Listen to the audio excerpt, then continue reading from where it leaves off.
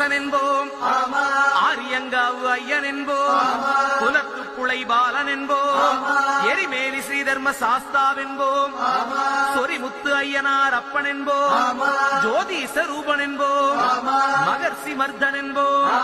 மணிகண்ட சுவாமி என்போம், சுகுணவிலாசன் என்போம், சுந்தர ரூபன் என்போம், ஜாதி மத பேதமில்லா கடவுளாம், சத்திய வடிவான தெய்வமாம், ஆபத்தில் காப்பவனாம், அன்னதான பிரபுவாம், உலகத்தின் முப்பற்ற தெய்வமாம், சோதனைகள் செய்வானாம் ஆனா கைவிட மாட்டானாம். அப்படிப்பட்ட சாமி ரொம்ப சிறுசையா, ஆனா சக்தி ரொம்ப